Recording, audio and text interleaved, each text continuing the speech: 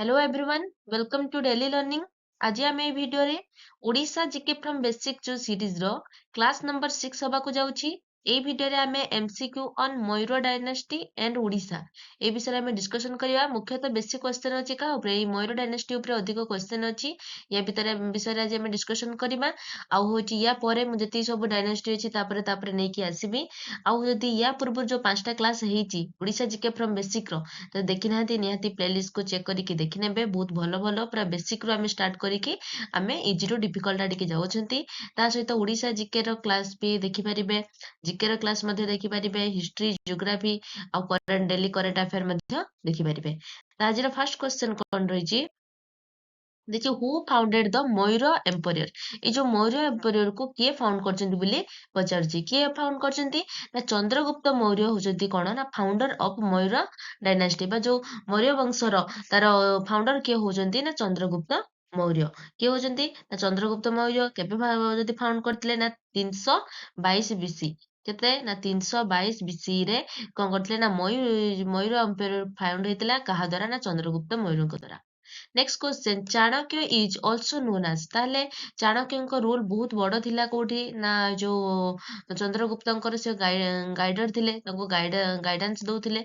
चले से पचारछि चाणक्य को आउ कोन कहा जाय ना हमें जानछंती चाणक्य को कोन कहा जाय कौटिल्य कहा जाय। आ तांकर जदि हमें देखिबा गोटे फेमस लेखा कोडा रोची ना अर्थशास्त्र। अर्थशास्त्र काहा द्वारा लेखा हेछि ए कौटिल्य बा चाणक्य द्वारा लेखा जायछि।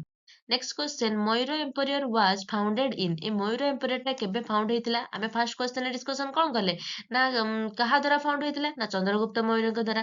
केबे हेतिला ना 322 बीसी। केबे हेतिला ना 322 बीसी रे मयूर एम्पायर टा फाउंड हेतिला। केबे हेतिला 322 रे काहा द्वारा ना चंद्रगुप्त मौर्य को द्वारा। नेक्स्ट क्वेश्चन, अर्थशास्त्र वाज रिटन बाय। अर्थशास्त्र को किए लिखथिले कौटिल्य बा चाणक्य आमे जाहा को कहिथाउ सिए ही लिखथिले कोन ना अर्थशास्त्र। नेक्स्ट क्वेश्चन कहिछि ग्रेटेस्ट मयूर रूलर वाज। तले जदि आमे देखिबा जति सबु मयूर रूलर अछंती बा मौर्य वंश जति सबु रूलर अछंती तांको भितर सबु ग्रेट किए थिले।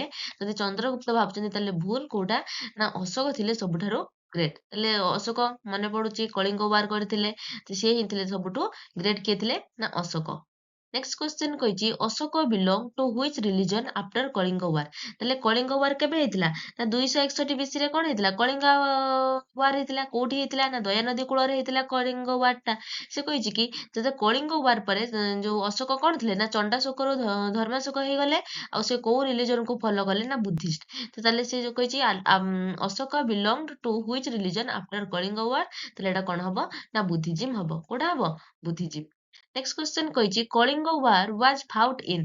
ए कलिंग युद्धटा केबे हेतिला मु एबे ही कहली कि 261 बीसी रे कलिंग वारटा हेतिला। कोठी हेतिला ना ओडिसा रा दया नदी कूल रे ही कलिंग वारटा हेतिला। काहा मध्ये रे ना कलिंगर राजा आउ अशोकଙ୍କ मध्ये रे हेतिला। आउ एठी ही कलिंग जो युद्ध परे दया नदी पूरा रक्तर नदी हेतिला पूरा लाल हे जाइतिला।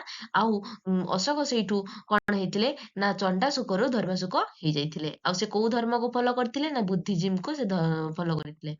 देखिए in his inscriptions Ashoka was called Devanampriya which means. ताले तांको जदि इनस्क्रिप्शन सब देखिबा अशोक को कोन कहा जायछि ना देव नाम प्रिय बोली से निज निज को कहिसंती।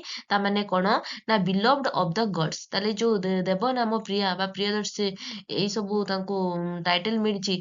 आ ता माने होछि कोन ना beloved of gods. Next question कहिछि Megasthenes visited India during the region of which ruler. जते बेले मेगास्थीन कौन करथिले ना हम इंडिया को आसीथिले कोन भाबे ना ग्रीक रा एम्बेसडर हेकी मेगास्थीन हम इंडिया को आसीथिले विजिट करथिले। सेते बेले किए रूल करथिले ना चंद्रगुप्त मौर्य ही सेते बेले रूल करथिले। किए रूल करथिले ना चंद्रगुप्त मौर्य को समय रे मेगास्थीन आसीथिले। कोठु आसीथिले ना ग्रीक एम्बेसडर हेकी आसीथिले।